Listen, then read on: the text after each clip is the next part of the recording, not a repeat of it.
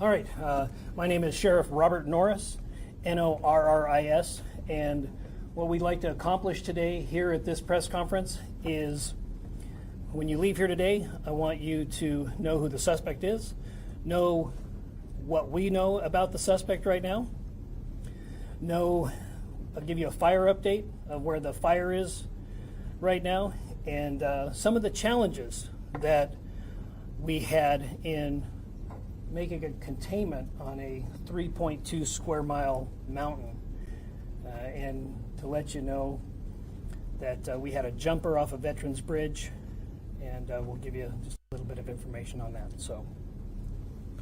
So the suspect that has been identified by our Kootenai County Coroner's Office, Coroner Duke Johnson there, has been identified as Wes Val Rowley,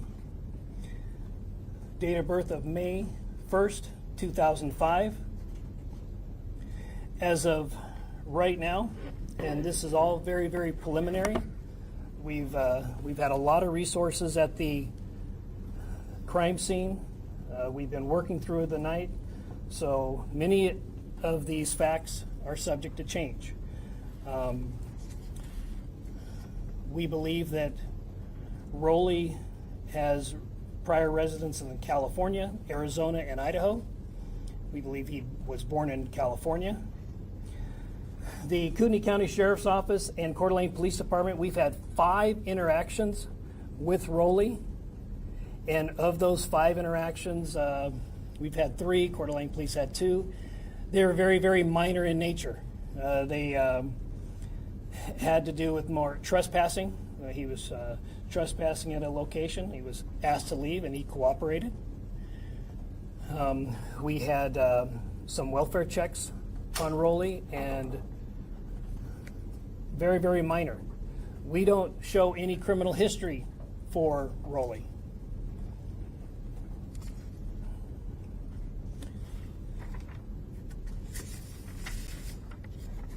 We do have some social media presence for for Rowley. I find it disgusting to call him a Mr., but we don't have any much to go on. Here's some of his social media postings that were recently removed from social media. I believe this one was Instagram, and we have some copies of this that Lieutenant Mark Ellis will distribute. Where we're at with the crime scene. The crime scene is active. We still have the suspect's vehicle that is up down an embankment of the mountain. Deputies who responded on scene to protect life and engage the suspect thought it would be in their best interest to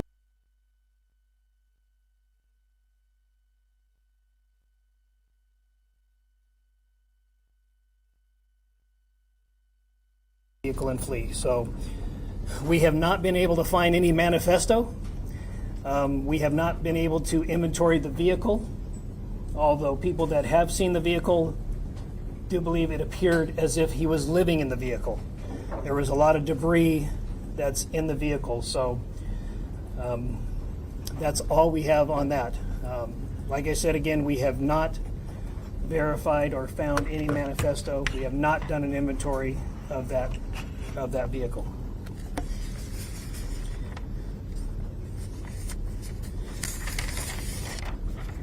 I'd like to give you an update on the fire that we believe Rowley started.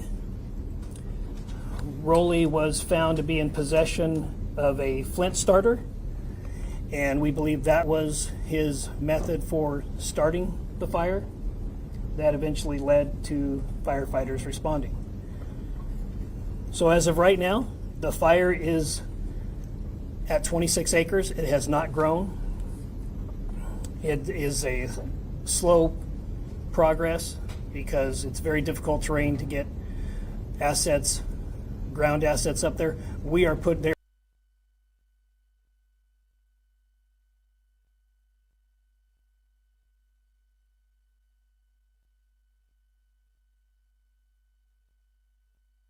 line around it by dark tonight.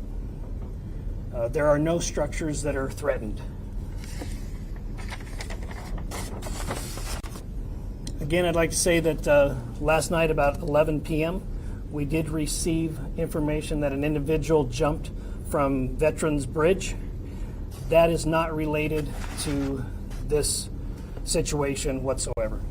We don't find any nexus to the murdering of the two firefighters and injuring of one. Now we have some of our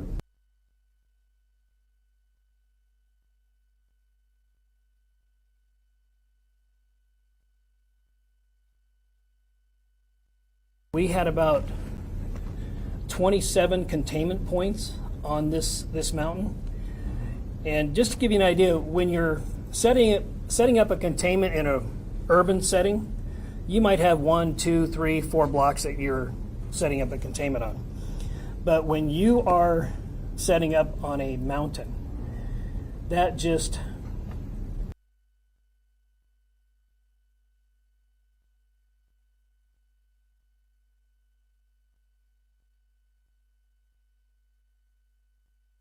four officers per containment point, and then we have a primary containment point where we believe the suspect is, and then we have a secondary containment point, and we absolutely utilized every resource that responded to the command post. And I do have the incident commander from last night if there's any questions. Kevin and Jeremy Heil, Kevin Smart, can you come up here just to be here just in case somebody has any questions? And on that coming up, can I ask one question? You mentioned that there was no prior record. Are you talking specifically in Idaho, or is this also for California and Arizona? At this time, we can't locate a criminal record for this individual.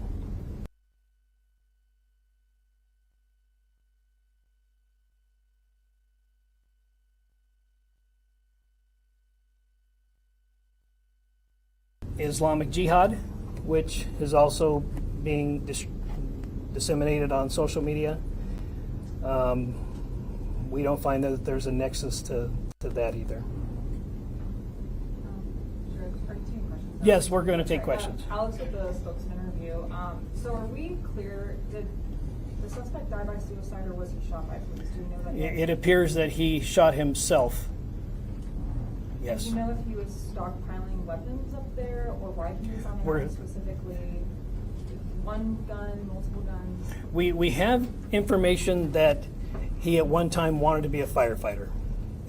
So we don't know if there's a nexus to that desire and what happened yesterday, but there is information that we've received that he at one time wanted to be a firefighter.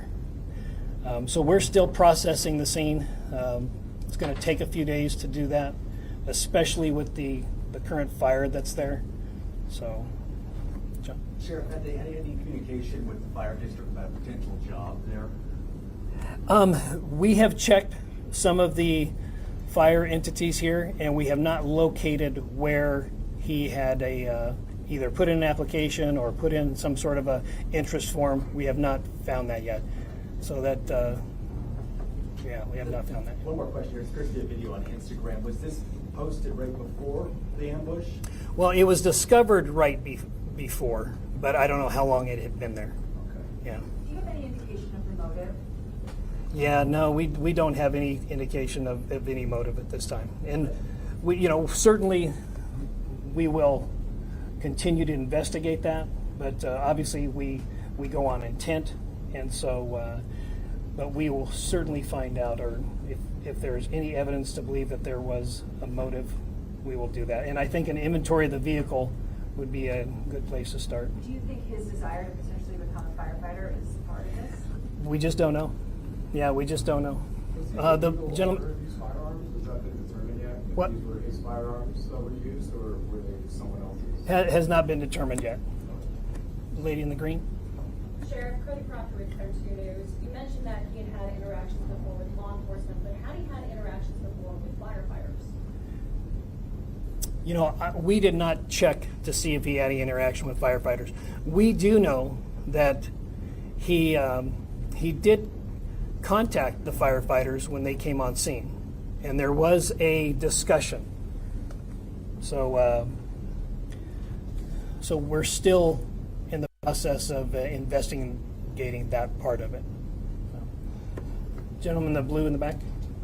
Sheriff, okay, so talk to me about, why you're sharing this Instagram post. Talk to us, what does it look like when you're looking at this and what it symbolizes to the department? Well, we're trying to collect any and all information, and those social media posts are what we call open source information.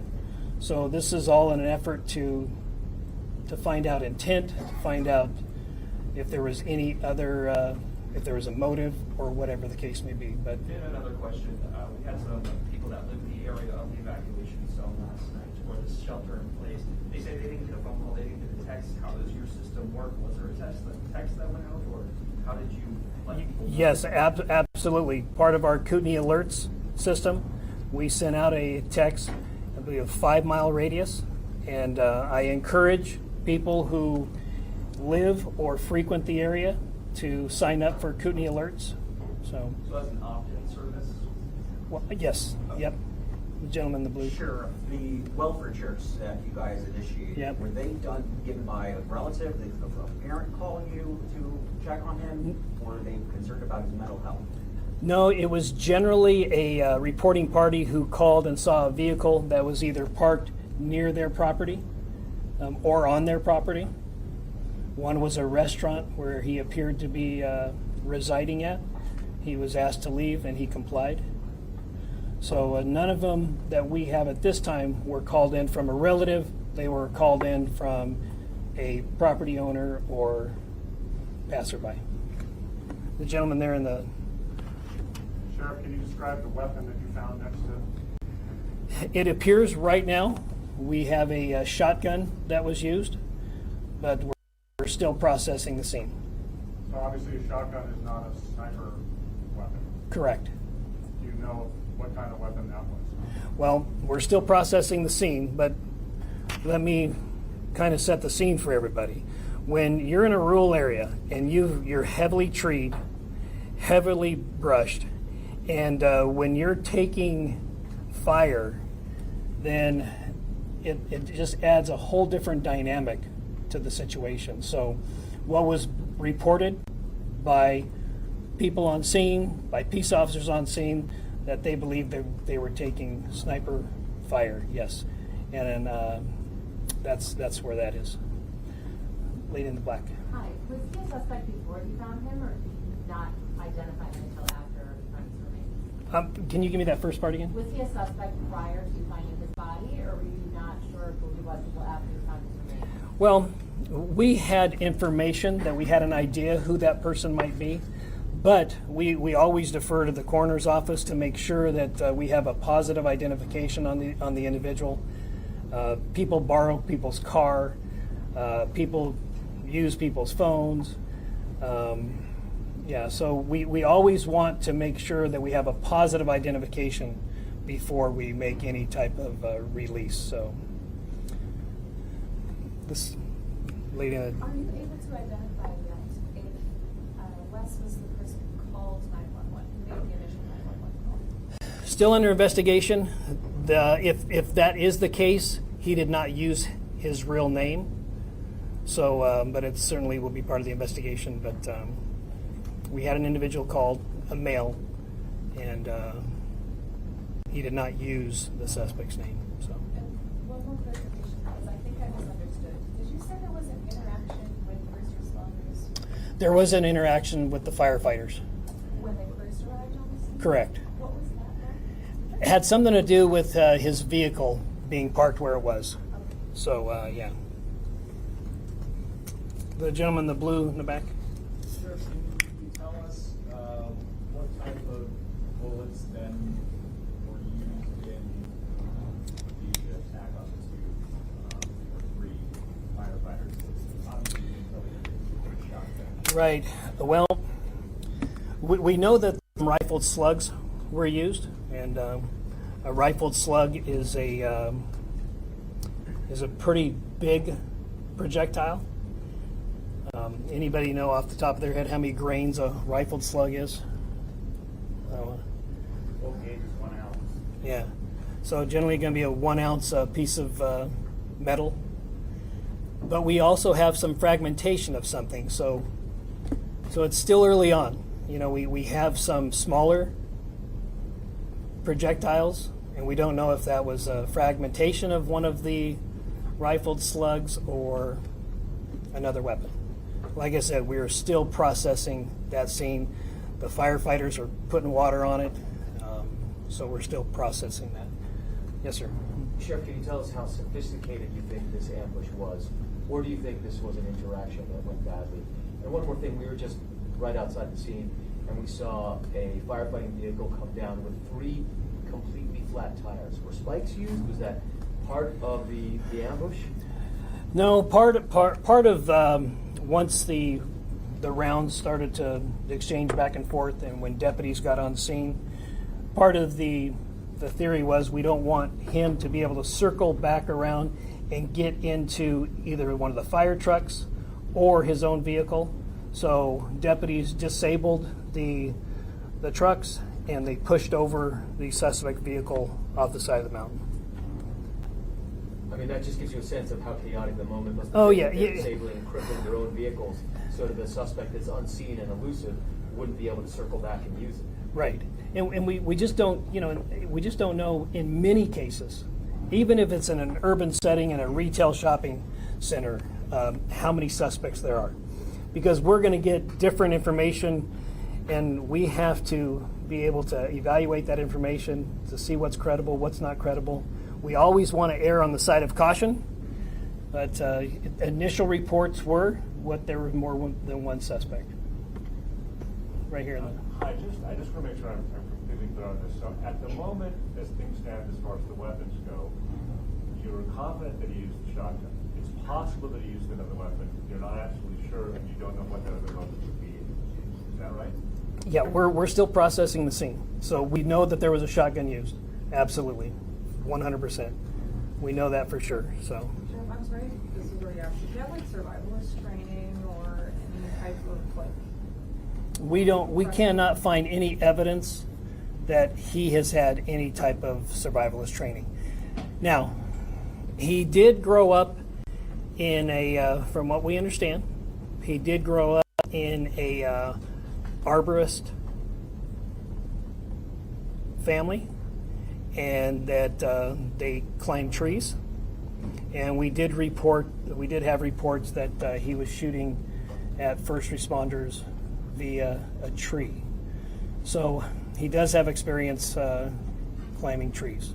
I also just wanted to clarify, you had said in the previous press conference, you were talking about misinformation. This is kind of going off the beaten path, but can you elaborate a bit on what that misinformation was? And I guess it felt like you had said families were finding out via Facebook, and I wanted to clarify that. Yeah, so what happened, firefighting and EMS channels here in Kootenai County are not, what's the word I'm looking for? Encrypted. They're not encrypted. Law enforcement channels are encrypted. So pretty quickly, there was audio of the help call that came out and was broadcasted on social media. And that is just really, really hard on the families. Had they heard that, and I don't know if they did or didn't, but had they heard that, they would be able to identify their voice of their loved one and just make a chaotic situation more chaotic. So that's one of the. I just want to be clear, none of the families were notified through social media. They were. I don't know. I Okay. wasn't involved in that part of it. Yeah, I do not know. Lady in the black there. In terms of just the timeline, I know that you provided us with one already, but where does that interaction, that first interaction with firefighters fit there? They have that interaction.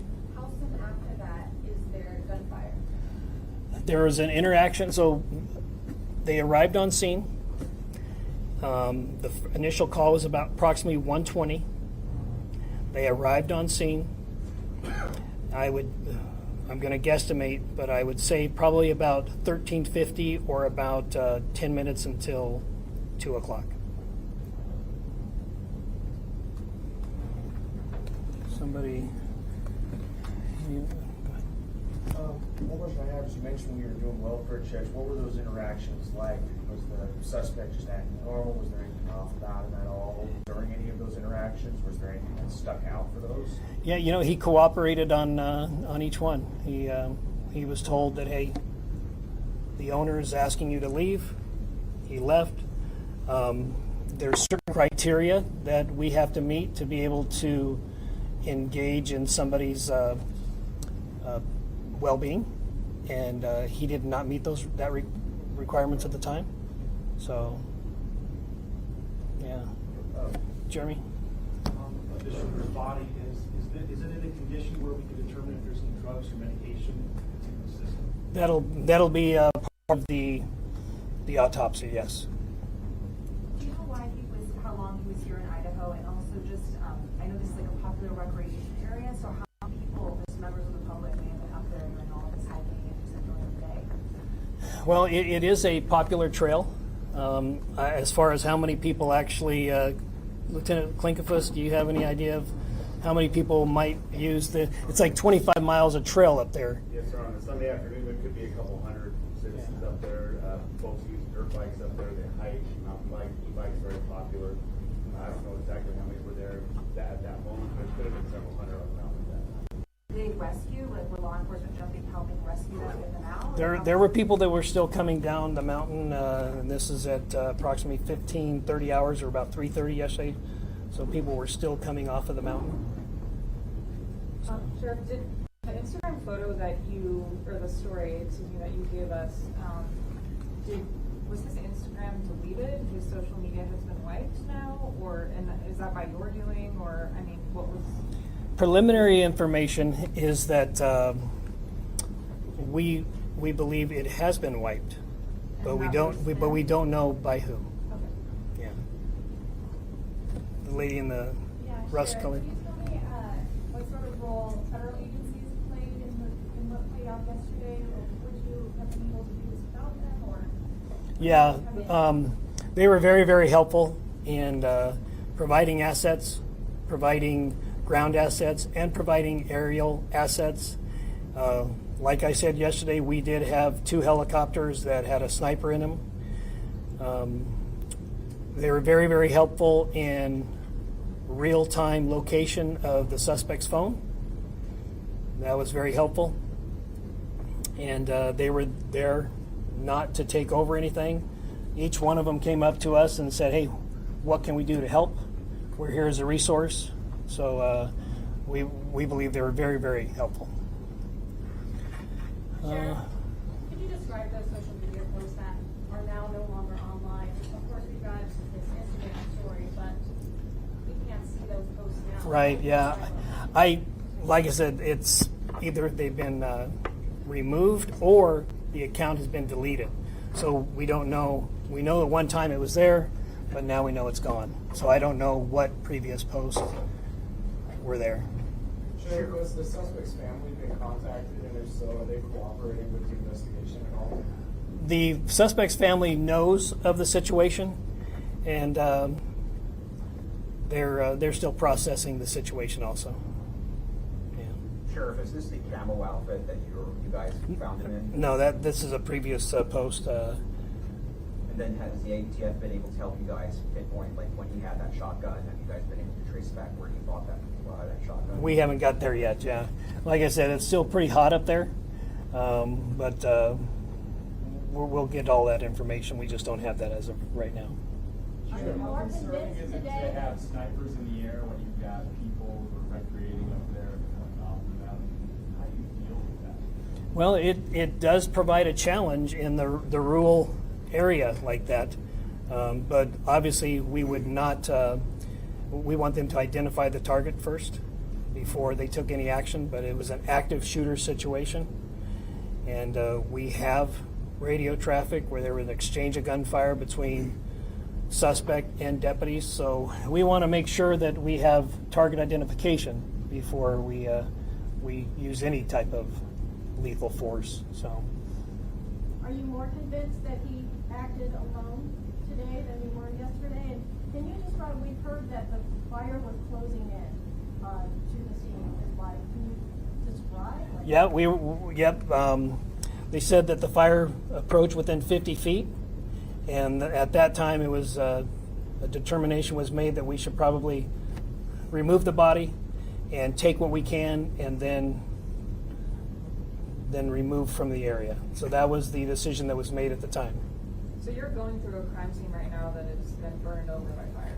Yeah, it's not the perfect situation, but sometimes you have to make the best choice, and that was the best choice at that time. All right, anybody? So the clarifying question, was he in the tree when he talked about firefighters? You asked him to move or could you sort of walk us through sort of making that? We don't believe he was in the tree at the time, but we believe that he engaged deputies from the tree. And you mean gunfire? Correct, yeah.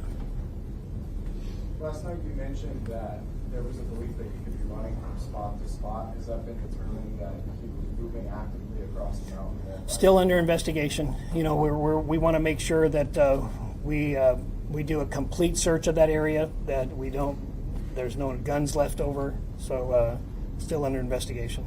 And then, is there anything you want the public to really understand about this, or do you want them to not do, or any kind of notice? Well, we're still processing the whole situation, but until the Coeur d'Alene Fire Department and the Kootenai County Fire Search and Rescue, until they put out a press release on where to give, I would encourage people to wait for that. There is one particular entity called they just changed their name, but it's called Kootenai County Red and Blue Line. I know them for a fact. I know that the board of directors do not take any money from them whatsoever, but I can anticipate we'll probably have people that are going to take advantage of this situation and try to scam people out of money for it. So I would encourage people to wait until there's an official press release from both of those entities on where to give. Sheriff, really early in the wildfire investigation, but is there an indication that he lit them in multiple areas, multiple spots on the mountain, or does it seem to stem from one spot? Yeah, right now we're still trying to contain it. It's not contained at this time. So until we can get it contained and get some investigators up there, then we just don't know at this time. Sheriff, are there 300 people that reports 300 law enforcement involvement? Yep. Is this a war zone up there? How many shots were fired? Well, we don't know exactly how many shots were fired at this time, but at the beginning of this event, we knew that it was tragic, and we knew that there were reports that there were multiple shooters. Whether that turns out to be or not, in an operation like this, you always want to plan and prepare for the largest event, and then it's easy to scale down. But if you don't prepare for the larger event and you need more resources, it's not a good situation. So the train of thought is always prepare for a larger event. But in this particular case, a active shooter in a rural area, that just provides a lot of different challenges. And I know that Captain Heil, part of the strategy was that we're going to protect that west side of that mountain because that's where the homes are, and we're going to have probably triple as many personnel on that side. And if he wants to go east, or if he wants to go in the fire, let him. But there's a lot of different dynamics that you have to consider in a rural containment and a rural active shooter. Jeremy, do you have any questions, or do you have anything you'd like to add on how the challenges of what happened? Unless there's any specific question. Okay. Sheriff, we often hear about cell phone data being used after crimes to determine locations of people. Were you guys actively, for lack of a better word, pinging him as the crime was unfolding? Yes. I hate to, go backwards a bit, but I did see deputies hugging each other and patting each other on the back when I was out there. I'm just kind of wondering what the mindset of your office is right now, and I guess how those first responders are doing after all this. They're in shock. Yeah, absolutely. It's a they're in shock and they're still processing it. Yeah, they're in shock. Is there anything in particular you guys are doing for them right now? Well, we are going to support them in anything that they need. Obviously, getting the families together and to determine how they want to memorialize their loved one, and we will be there to support that. And a follow-up to my pinging question, sir? Sure. Do you have emergency agreements with cell providers for that kind of capability? Yes. Yeah. And what do you do to enact that? You just make a call and say, we got to do this, and off we go? There are certain conditions and requirements that need to be met, but this was certainly one of those cases. Yeah. How effective were the drone units during this whole process?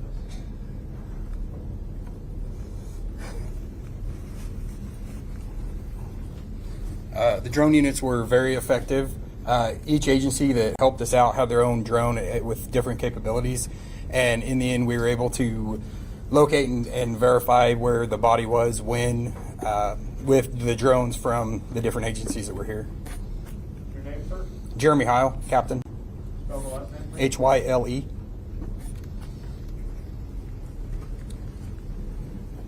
All right. We'll take two more questions. Sheriff, I may have missed it earlier, but what exactly was his connection to Kootenai? We just don't know. We don't know.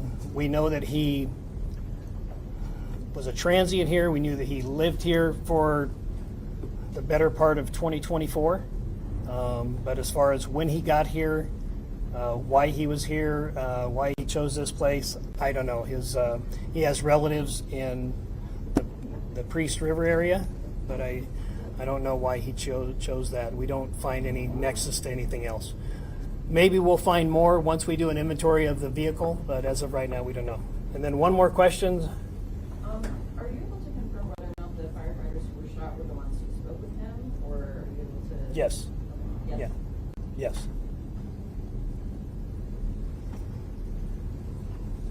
All right. Thank you very much. Appreciate you coming out and sharing this story with the public. So thank you. Sure.